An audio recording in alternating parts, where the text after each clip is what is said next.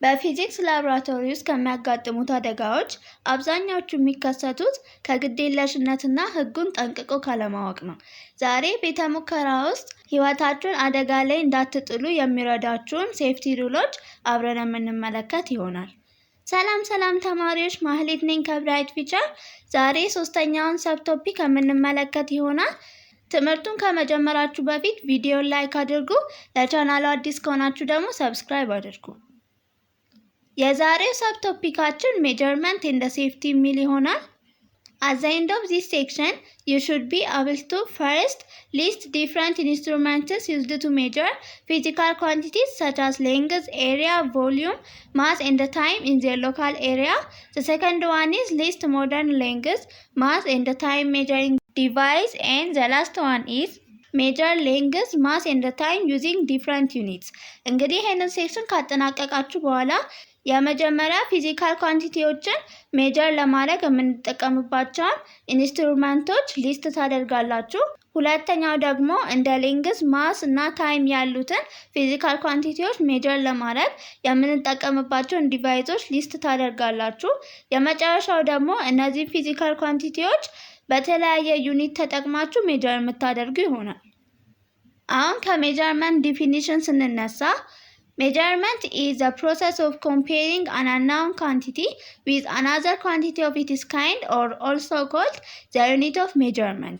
ስለዚህ measurement የሚለው ቃል ምንድነው ወይም ትርጉሙ ምንድነው ካለን measurement የምንለው it is a process ነው ወይም አካሄድ ሲሆን ያን ፕሮሰስ ደግሞ አንድን የማይታወቅ ኳንቲቲ ከሌላ ኳንቲቲ ጋር ኮምፔር ማድረግ ፕሮሰስ ነው።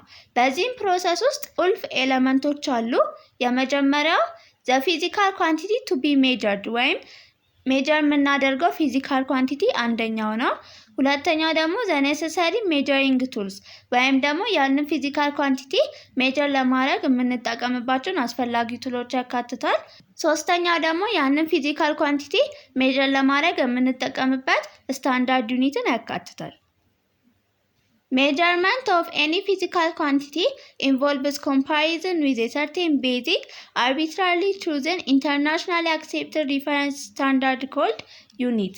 ስለዚህ የተለያዩ ፊዚካል ኳንቲቲን ሜጀር በምናደርግበት ጊዜ ኢንተርናሽናሊ አክሴፕት የተደረገ ሪፈረንስ ነው ሜጀር የምናደርግበት።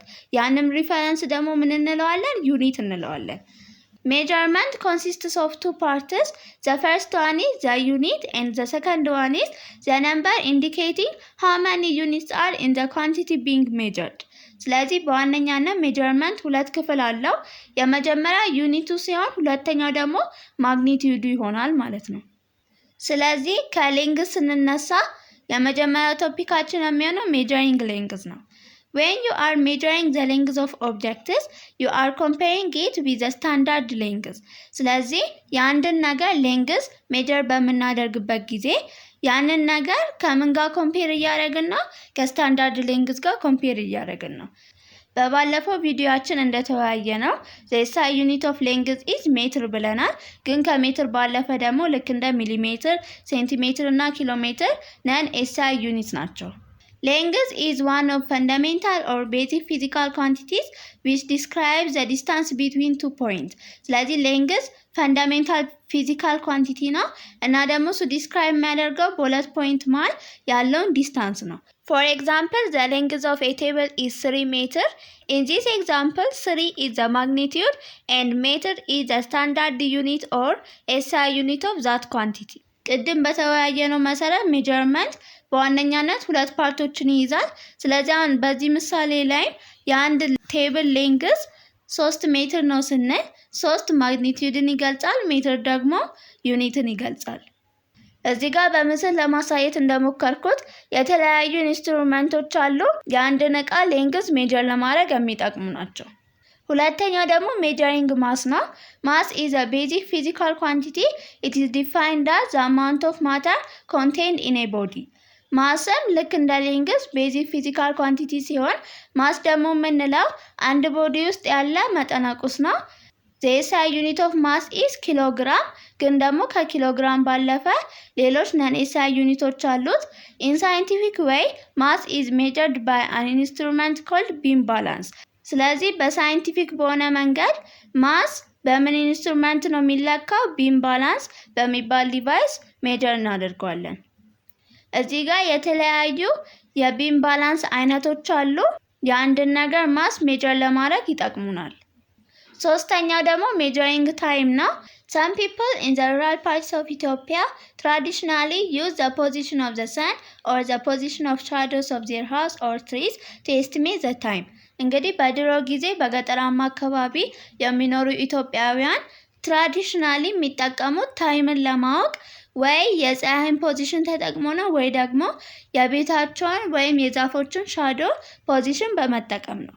A traditional clock that shows the time of the day by the shadow of an upright object that falls onto a flat surface marked with hours is called sundial. እነሱም በትራዲሽናሊ የሚጠቀሙት ክሎክ ሰንዲያል በመባል ይታወቃል። Time is a basic physical quantity. It describes the duration between the beginning and end of an event. ስለዚህ ታይምም ቤዚክ ፊዚካል ኳንቲቲ ነው። ታይምን ደግሞ ዲስክራይብ ስናደርግ በሁለት ኢቨንቶች መሃል የሚገኝ ኢንተርቫል ነው። The SI unit of time is second፣ ግን ደግሞ ከሰከንድ ባለፈ ሚኒት፣ ሃውር፣ ዳይ፣ ዊክ፣ መንዝ እና ይር ያሉ ነን SI ዩኒትስ ኦፍ ታይም ናቸው። እዚህ ጋር የተለያዩ ታይምን ሜጀር ለማድረግ የሚጠቅሙ ዲቫይሶችን እንመለከታለን። ሌላኛው ቶፒክ ደግሞ ላቦራቶሪ ሴፍቲ ሩልስ ነው። A systematic and careful laboratory work is an essential part of any science program since laboratory work is the key to progress in science. ስለዚህ ላቦራቶሪ ውስጥ በምንሰራ ጊዜ ሴፍቲ ሩሎች በጣም አስፈላጊ ናቸው። The equipment and apparatus you use involves various safety hazards just as they do for working physicists. ስለዚህ ፊዚስቶችም ሆኑ እኛ ላቦራቶሪ በምንጠቀምበት ጊዜ የተለያዩ ኢኩፕመንቶችና አፓራተሶችን በሴፍቲ በሆነ መንገድ መጠቀም አለብን። Students should follow the general laboratory safety guideline so that working in physics laboratory can be a safe and enjoyable process of discovery. ስለዚህ ተማሪዎችም ደግሞ ላብ ውስጥ ገብተው ኤክስፐሪመንት በሚሰሩበት ጊዜ ጀነራል ላቦራቶሪ ሴፍቲ ሩሎችን ፎሎ ማድረግ አለባቸው። ጥቂቶቹን ሴፍቲ ሩሎች በምንመለከትበት ጊዜ የመጀመሪያው always wear a lab safety goggles። ስለዚህ ሁል ጊዜም ሴፍቲ ጎግልስን መልበስ አለብን። ሁለተኛው ደግሞ avoid wearing baggy clothing, bulky jewelry, dangling bracelet, open toe shoes or sandals። ስለዚህ ክፍት ጫማ ማድረግ የለብንም። የተለያዩ ከባባድ የሆኑ ጌጣጌጦችንም እንዲሁም አለባበስም ማድረግ የለብንም ማለት ነው። ሶስተኛው never work alone in the laboratory። ሶስተኛው ደግሞ መቼም ቢሆን ብቻችንን ላቦራቶሪ ውስጥ መስራት የለብንም። የግድ አስተማሪ ከጎናችን ሊኖር ይገባል። The fourth one is only books and notebooks needed for the experiment should be in the lab። ስለዚህ ላብ ውስጥ ይዘን መግባት ያለብን ቡክ እና ኖትቡክ ብቻ ነው። ሌላኛው read about the experiment before entering the lab። ላብ ውስጥ የምንገባ ኤክስፐሪመንት ለመስራት እስከሆነ ድረስ ስለ ኤክስፐሪመንቱ ደግሞ ላብ ውስጥ አንገባ በፊት ቀድመን ስለሱ ማንበብ አለብን። The other one is do not eat, drink, apply cosmetics or chew gum in the laboratory። ላቦራቶሪ ውስጥ መብላት፣ መጠጣት፣ ኮስሞቲክሶችን ማድረግ እንዲሁም ደግሞ ማስቲካ ማኘክ በፍጹም የተከለከለ ነው። እንዲሁም ደግሞ never taste and touch chemicals። የተለያዩ ኬሚካሎችን መቅመስም ሆነ መነካካት የተከለከለ ነው። ለምን? አደገኛ ሊሆኑ ይችላሉ። report all accidents to the teacher immediately no matter how minor። ስለዚህ የተለያዩ አደጋዎች በሚከሰቱበት ጊዜ ትንሽም ቢሆን በፍጥነት ለአስተማሪዎቻችን ሄደን ማሳወቅ አለብን። exercise caution when working with electrical equipment። ኤሌክትሪክ ነገሮች ጋር በምንሰራበት ጊዜ በጣም ጥንቃቄ ማድረግ አለብን። perform only those experiments authorized by the teacher። በአስተማሪያችን የተፈቀዱ ኤክስፐሪመንቶችን ብቻ ነው መስራት ያለብን እንጂ በራሳችን መስራት እንደሌለብን ነው የሚናገረው።